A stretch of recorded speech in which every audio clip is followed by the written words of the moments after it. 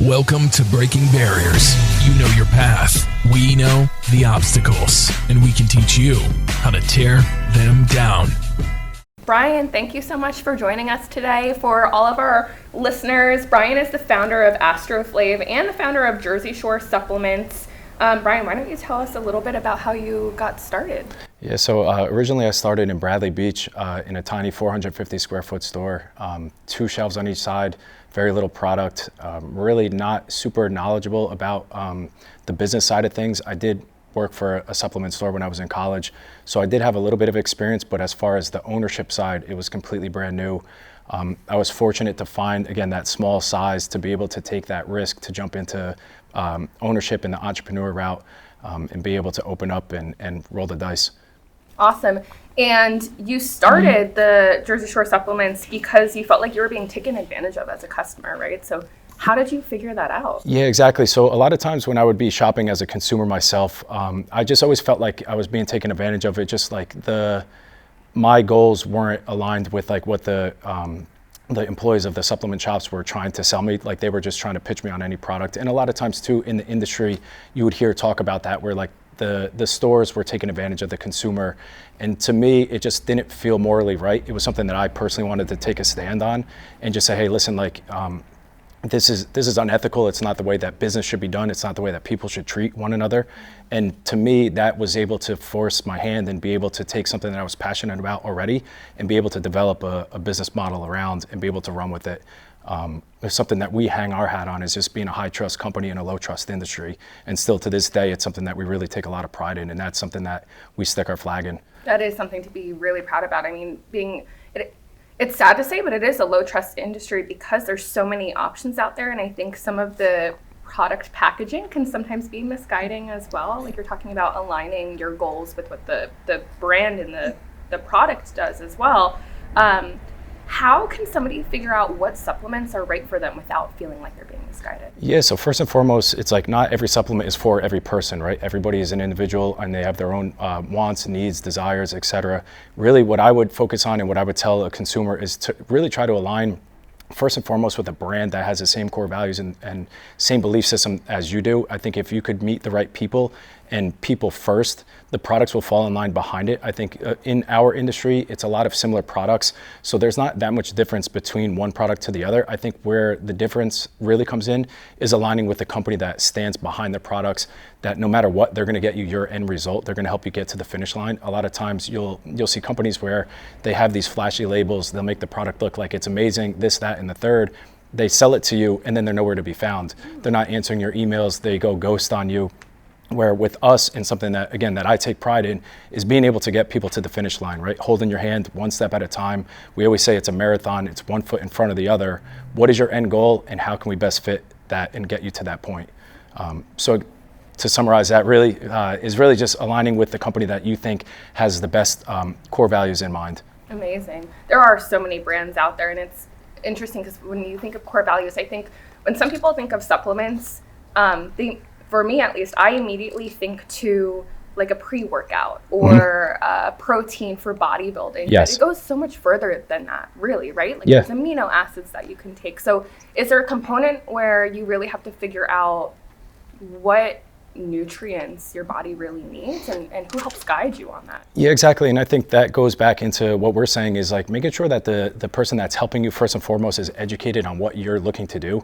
And then also too, what is your goal? You need to be open and honest about what your end goal is in order for the employee, the staff, the store, or whoever it is that's trying to help you and essentially get you to that finish line, right? Like it needs to be an open and honest dialect where sometimes it takes a little bit to get that from the consumer. Not everybody wants to just go in, and it's an intimidating part of the industry. Like it's not the most welcoming, and that's something that we try to make it. We try to make it, listen, we tell everybody, when you come in our stores, we want you to leave your problems at the door. We don't judge anybody. We're open to everybody. Like there's no, we'll cater to the bodybuilder that eats his food out of a Tupperware, and we'll also cater the same way and give the same treatment to a soccer mom who just drops her kids off to school.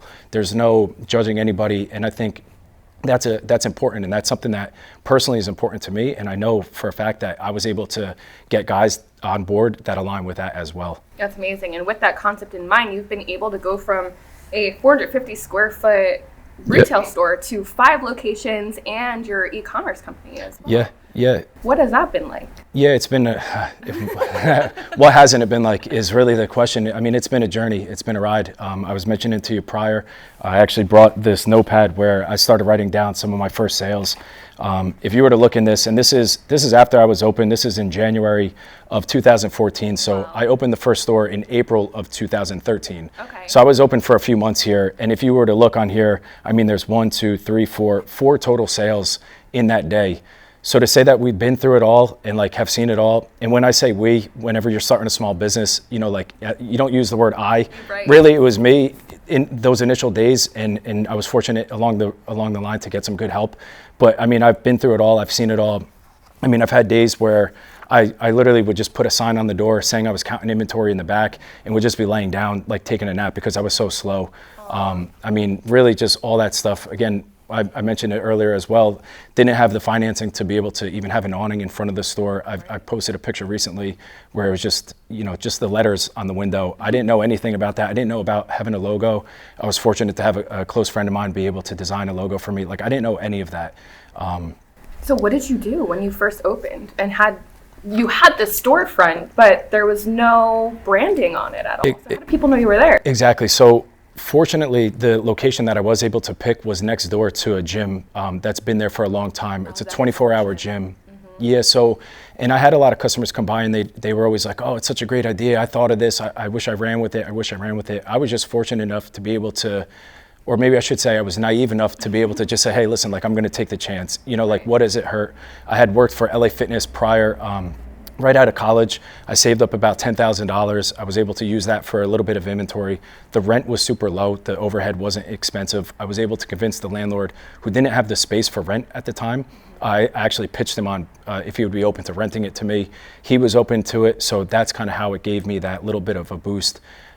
In order to get people to the store though, right? Like, again, you could put the open sign on. It's not like people all of a sudden start coming in. No.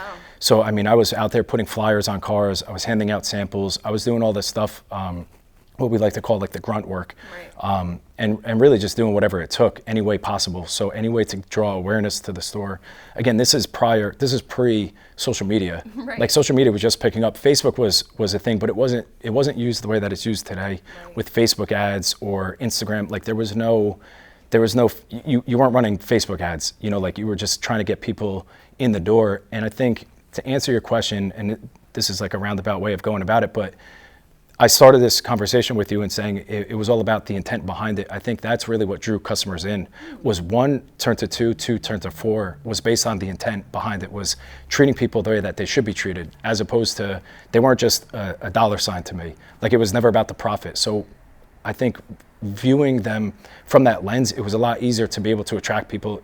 It was genuine. Right. Like, there was no ill intent behind it. It wasn't just like, hey, you know, I appreciate your support, and then as soon as they go out the door, you're talking, you know, you're counting the profit on the sale. To me, it had nothing to do about profit. And I think that authenticity and that purity behind it was what enabled me to be able to pick up momentum. And again, it took a lot of time.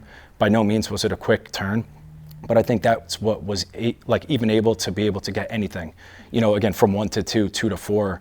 It just took that, you know, authenticity and being real with people and saying, hey, listen, like, it's not about the profit. And people say that all the time, especially nowadays, right? They like, do, yeah. It's not about the profit, this, that, and the third, but then they're coming out with, you know, products that cost nothing, and they're charging 10x for it, or whatever they're doing. They're cutting corners everywhere you look. But yeah, I think that's really what enabled me to be able to go from that 450 square foot store to 2 stores, then to eventually 5 stores, and the e-commerce brand. Yeah, consumers are getting smarter and smarter too. I think that's been a trend over the past few years for sure, that consumers are looking more so for experience than the cost of Yes. what it's going to be, because nobody wants to pay for a bad experience or to be misguided or anything like that. And we're headed more and more in that direction, where people are really focusing on quality over quantity nowadays, and brands like yours are going to stand out because of that. Yeah, exactly. I was just going to say, and sorry to cut you short, but it's just like, isn't that amazing though? Yeah. Isn't that great for Right? the people that truly do things the right way? Like, that's such a honor to have it go that direction, as opposed to the quick fixes and the quick profit schemes. And Again, it's something I like stand behind truly. And when I speak to my guys and my staff, is that when I tell them, like you might see people that win and they're successful short term faster than we might get there, but in the long term, in the long game, we're going to be the ones that outlast everybody because we're doing things the right way. So sometimes, there might be ways of getting to profitability quicker than others, but if they're cutting corners, they're not going to be there for the longevity. And our goal is to be there for the longevity and to take care of people and help them essentially in their health be there for the longevity. Definitely, you're really creating relationships with people. Absolutely. Is what's happening. Absolutely. And then the product just comes along with it, with that education component of it. Exactly. And it's something that, again, I can't emphasize that enough. It's just really about the people, people trusting people and building that community and really just helping one another get to their best potential. Definitely. So before this episode started, you were telling me about, I think it was 3 months into you having this new location, you were served a cease and desist. Yeah. What happened? How did that happen? Yeah, so again, you're thinking, okay, this business thing, it's tough, but maybe it's not as hard as people make it seem. We get a little bit of momentum, maybe a busy day, then followed by a slow day, and so on and so forth, a little ups and downs. And already 3 months into it, I had just ran my first production of advertisement. So I just ran my first production of T-shirts, which at the time was a huge expense. Right. I believe it was right around $1,000. So I was going to do tank tops. I just got them done. Long story short, I get a letter in the mail, certified letter in the mail. I had no clue what it was. I open it up, and a local gym that had trademarked the phrase Jersey Strong sent me a decent cease and desist for using Jersey Strong supplements. So right there, I just produced my first advertising expense, and right out the door, it just goes into the wash. So there's still some shirts out there that'll say Jersey Strong supplements, and thank you to anybody that still has one of those. It's like a collector's item at this point, 10 years Definitely. in. But yeah, that was quite an experience where it was just, again, it's part of the price that you have to pay. Definitely. And I feel like there's a little bit of I don't know. I feel like there's a little bit of a compliment in that too, because at that point in time, you're a brand new company and a brand that was very widely known back then at that point in time. Yeah, absolutely. Felt intimidated by the fact that there was an overlap in names. Yeah, I appreciate your viewpoint on that.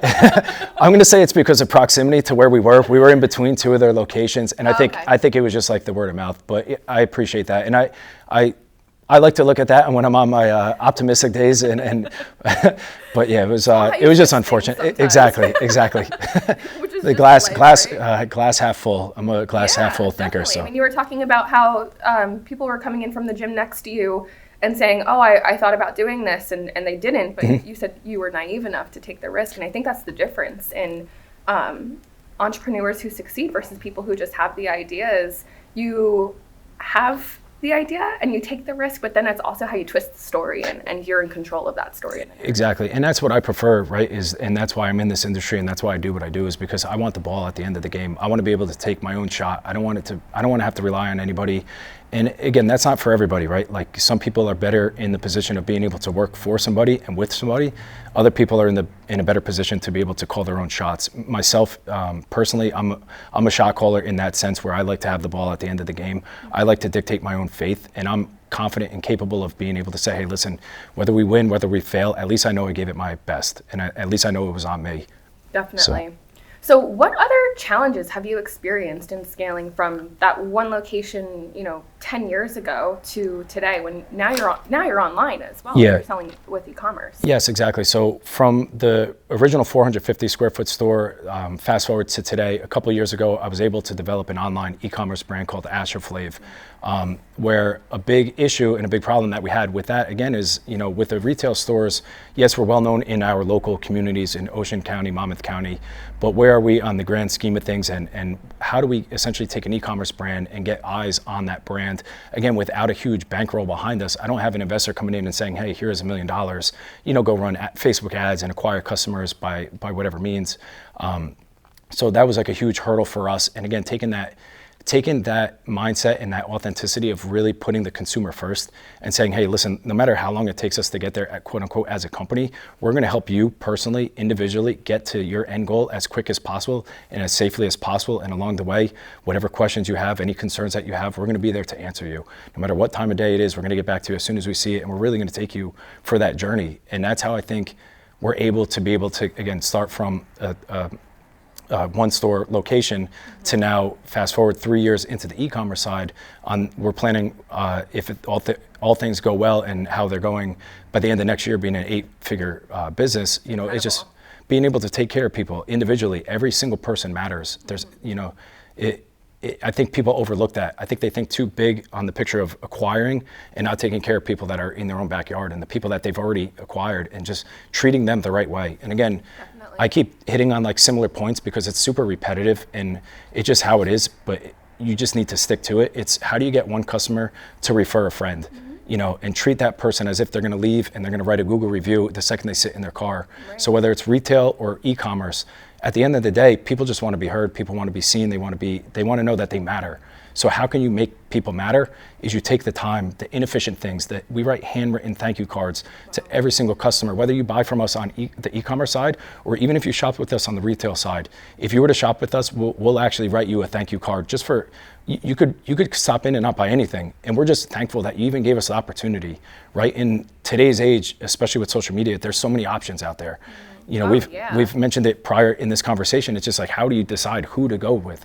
So the fact that you even took the time out of your busy day, your busy schedule with Amazon this, Amazon that, and you visited us, whether it's our website with AstroFlav or whether it's our retail stores, we're thankful. So you need to show that, and you need to let people know, listen, we hear you, we understand. We might not even be the best company for you. We might not have the best fit for your needs, but we hear you and we'll help you. And we'll get you there. It's that human element. And I think so many people resort to Amazon. And Amazon's amazing for a lot of quick things. I use Amazon all the time. But there's no personality behind the brands on Amazon. It's really just what's affordable, what can I get as fast as possible?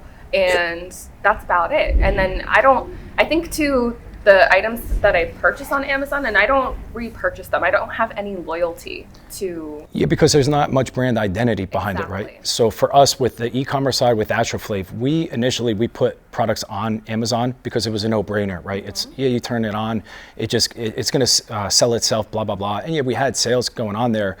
We actually made a strategic decision to pull our products off of Amazon because we're a brand first. The product comes secondary. Like first and foremost, we want to be known for what we are and who we are as opposed to the products that we sell. So we noticed a lot of the packages that were being shipped. There was no TLC, for lack of better. The product is shipped. There's nothing more to it. We can't help you get to your end goal. And there's consumers that purchase on Amazon because they don't necessarily need the help. But we're such a new brand that we feel we would best suit you if you were able to shop with us direct, so that we could hold your hand through that process to get you to your end goal. Otherwise, again, it's just what's to make us any different than the next competitive competition. Just a product at that point, exactly. Right?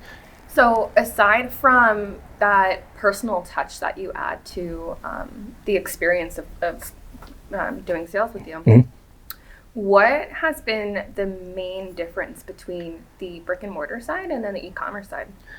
Believe it or not, they're more similar than what you would think. Again, it goes back to those core concepts and treating people as if they're not just a number and they're not just a sale. Right. The big thing with that, with the e-commerce side, is again to get the attention. And how do you acquire new customers without having financial backing of whatever dollar amount that you want to put on that? Right. The retail side is very similar though too. It's just hard. Both sides are hard. I don't know if I'm answering the question that you specifically asked. It's both sides are hard. They're just difficult in different ways, but at the same time, they're very similar in similar ways. The retail side of the story that I'm telling you, and with my backstory, the e-commerce side would have never happened without that retail side. That retail side taught me so much about the e-commerce side that we're able to step into that position and accelerate light years ahead of the next guy behind us because we learned the hard way. I learned those lessons of what people want, what people don't want, how to hear people's voice, how to look consumers in the eye. There's customers and consumers that want to be able to just know that there's somebody behind that computer screen. Right. But there's companies that launch and they don't give a shit. They're just about their dollar. So they don't care. They don't understand that at the end of the day, people sell to people. It's all about relationships. Yeah. So for us, our big move and the big pivot for us with AstroFlav is essentially to help people launch their full potential. Like, how can we help you launch your full potential? you have to make a connection there. Like there has to be person to person. So no matter how inefficient it is with our guys writing handwritten cards, thank you cards, no matter what it takes, how long it takes, I also send personal thank you videos with a back end app to each consumer. It's just super inefficient mannerisms to go about it. Right. But it matters. And I would have never known that if it wasn't for the retail side. So again, each one comes with their own baggage and each one is just as difficult as the other. But I think really in order to learn what we've learned and be able to implement it and launch it on the e-commerce side of things, the retail side of things is what really made that happen. I posted the other day recently on my story and I just said, you know, the struggle is the story. Like the struggle is the story. That's what makes it. Is like you don't have a story to tell if you never went through that. If you didn't write, thank you. You know, if you didn't write, you know, sales in a notepad. I didn't even have the money for the QuickBooks system that I needed, inventory tracking, any of that. Yeah. You know, but at the same time, again, I don't want to make it sound super intimidating for anybody that might be on the fence about opening up their own business or not. You do need to just get started. And I've said this to many people that have come to me in the past for advice on, you know, where do I go? How do I get started? What can I do? I said, you just need to start. Yeah. Like the first process of that is just taking step one. And from there, you'll learn where to put your next step and so on and so forth and align with the right people and do the right thing. I think that goes so, absolutely. Yeah, just people overlook it. Is like how, in your heart, you know what's right and you know what's wrong. Mm-hmm. And if you could live and die by that and you could run your business that way, you're going to be a lot more successful than you think might be. Definitely. I think sometimes people get stuck in what they have to do, or they get stuck in the day-to-day and they forget that aspect of it. Absolutely. Of what is right and why they're doing what they're doing. Exactly. Well. Exactly. Now, did you start your business with this concept in mind of treating others with this respect and forming these relationships, and that's where you were going to be able to scale, or is it something that you learned along the way? No, it's something that I always personally, I just think it's personally instilled in me. I think from a child to the point that I'm at now, where my mother always instilled that, my father always instilled that in me, where indirectly, my mother more directly, my father more indirectly, watching through his actions. My mother through verbal, she would instill that in me. But I think just as a person and also too, right, knowing how you want to be treated. It's not an overcomplicated business model. Run the business as if you're the consumer. Right. What do you want? How do you want to be treated? What do you want that feeling to be like? And then reverse engineer it, and you have the quote unquote model, and then all the stuff in between will fall in place. You just need to stop overthinking it. And again, stop thinking dollar signs first. Yeah. People think too much about the profitability, how they're going to open the supplement store. And I see this all the time, specifically in our industry, because it's such a low barrier of entry. People think they're going to open up this supplement store and then they're going to be driving a Rolls Royce in 2 years. It doesn't work like that. You need to put the horse before the carriage. You need to put the work in before you're ever going to get to that point. And you need to have people's intentions and their right goals and all that in mind before you even think about profit. I never thought about profit. I was just happy and fortunate to even have a sale. I could still remember the first customer that ever came into my store. Could you? Yeah, Jerry. You even know his name? Jerry. He bought I know the product that he bought and everything. And I remember I didn't even know how to I couldn't even do the math on the percentage of what profit was even on there. At that point in time. Yeah. I was handwriting the sales. It was just I wasn't at that point in business where, again, it was my intentions behind it that were pure, that he was able to then say, wow, I had a great experience. He ended up bringing his son back, the whole nine, and 2 to 4, that whole concept. But right. Again, it's people think dollar sign first, as opposed to how can I help? How can I truly help this person? And from there, everything will fall in place, including the profit, including being able to scale, including being able to grow your team, et cetera, et cetera. Definitely. Our CEO, John, and I were talking a few weeks ago about this exact concept. And I was talking to him about, what are some mistakes that entrepreneurs make when they start their business? And one of the things that he mentioned was making sure that you are actually passionate about what you're doing and you don't have those dollar signs in mind. Because if you're not connected to what you're selling, then your consumers or your customers aren't going to be connected to what you're selling. Exactly. And I think the problem is with that too, that's spot on. I couldn't have said that any better. I think just to add to that, I think the consumers aren't stupid. They right. feel that your energy is contagious. So whether you're trying to sell a product or not, if you don't believe it in your heart and in the core of your body and you're not passionate about it, that can only take you so far. Again, I said it earlier, yes, you might be able to get to, let's say, X amount of dollars per year or whatever it is, but you're never going to be able to double that or triple that or quadruple that because you're not passionate about it, and the end consumer feels that. And if the end consumer feels that, by no means are they going to put their own personal reputation on the line and recommend you to their friends and their family because they know it wasn't authentic. They're not going to go and say, oh yeah, I had such a great experience. Why don't you go shop with such and such company if it wasn't real?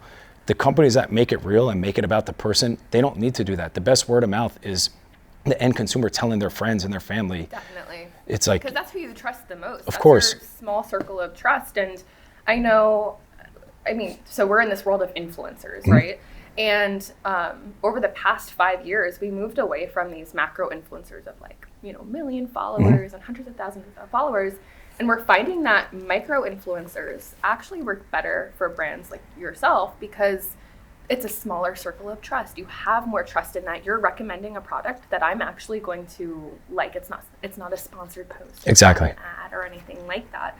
So yeah, word of mouth is huge, and especially the passion definitely is important as well, because as an entrepreneur, you're also a salesman, right? Of course. You have to sell your product, your company, your vision to your employees. You have to sell so much to be able to scale, and without the passion, that's impossible. No, you nailed it. I mean, and you specifically said to your employees, like, you have to be able to sell that dream while living the nightmare. Like, you have to be able to go through that process when maybe you don't even know if the checks can clear at the end of the week for their payroll, but you need to be able to sell them on that vision, because if they don't buy into it as well, like, then you can only go as far as you're going to go yourself. It's like all of that aligns. So from consumer to the product on that sale of things, and then as well from business mind and that model, and being able to take that vision and that dream and be able to get the guys on board to be able to help elevate that and help row the boat in the same direction. You need everybody rowing in the same direction. You can't have 7 guys believing and guy number 8 is completely off board and steering in a different direction. That little bit being off, by the time you're X miles out to sea, you're going to be very far off your end goal because of that. So you need everybody rowing in the right direction, and it comes from a strong leader who's able to paint that vision and be able to say, hey, listen, this is what we're going to live and die by. These are our core values. This is who we are. This is what we're going to do, and be able to get it from point A to point B. Absolutely. And I feel like that's not really talked about a lot in business, is how difficult that can be sometimes as an entrepreneur or a leader to, like you said, like living a nightmare, but having to sell a vision.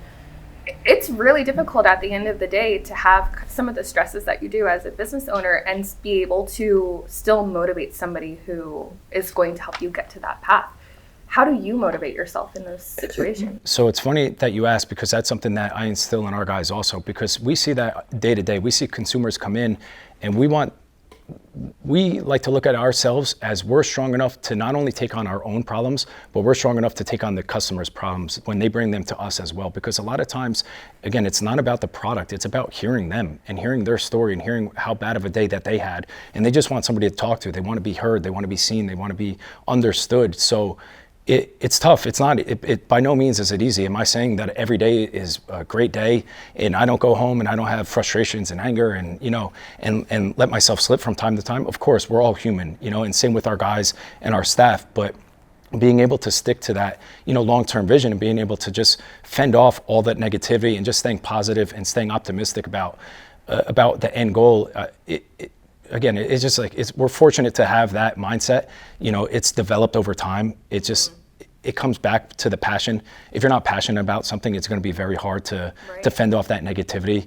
But yeah, it's like the calluses. You just build it up over time, and you're going to have your bad days and your good days. But as long as the good outweigh the bad, and the bigger vision is trumping all of that, you'll make it through. Definitely. Something we like to kind of rephrase at Adapting Social is, instead of saying like, oh, I have to do X, Y, and Z, saying the opportunity of I get to do X, Y, and Z today, even if it's really challenging, because it's an opportunity. And just that switch in language changes your entire perspective of the situation. And language is so powerful in that instance. Exactly. I think it's there's a saying, it says, I think it goes, when you change the way you look at things, the way the things you look at change. Yes. So just like a little bit of a wordplay, similar to what you're saying. It's just like, you just change your perspective on things. Everything's going to be all right.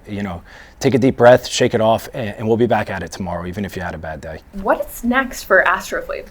Yeah, so currently we're just in the grind. We're still trying to do what we need to do to get to that next level. Like I mentioned earlier, we're on pace to be an 8-figure business by the end of next year. So we're still in that scaling process. You know, that's tiny in the grand scheme of things in the supplement industry. So what's next for us is just to continue doing what we're doing. Just the little things, again, the inefficient things that go a long way to make the consumer feel heard and make them feel seen, etc. Amazing. And if you were to go back in time, to the first day when you were sitting in your 450 square foot shop to give yourself advice, what would you say to yourself? What I would say to myself is run. No, just run far, far away. No, you're going to be here a while. That's not something people think about a lot either. It's like we talked about the overnight success, and it doesn't happen overnight. It takes a long time. Exactly. It's like you're going to be here a while, and just get comfortable, because like everything that you're doing is you're doing things the right way. You know, like don't cut corners, don't think short term, continue thinking long term and what it's going to take to execute that goal, and stick to it. I heard another analogy that I heard that I thought resonated with me pretty well, and I think to anybody listening it might as also, is it takes time to bake a cake, right? You could have all the ingredients, you could have Martha Stewart give you everything that you need, write it out perfectly, but if you try to double the heat in order to decrease the time that it takes, the cake's not going to come out the same. You're going to completely ruin it. So I would just say it takes time. You know, be patient. As long as you know that what you're doing is the right thing at the end of the day, and you could rest your head on the pillow and go to sleep at night, and you're confident in that, then just relax. Take a deep breath. Great analogy. I have never heard of that analogy before, and I think it's so relatable. Anyone can relate to it. For sure. Amazing. And where can people go to learn more about your businesses? They can visit us on our websites, astroflav.com. That's where you're going to see everything. You're going to see a little bit of our backstory, Jersey Shore supplements as well. Personally, my page on Instagram is just Brian Tweer, but I think that would be the best start. Perfect. All right, Brian. So well, I appreciate it, Megan. Much. Thank you so much for having me. Absolutely.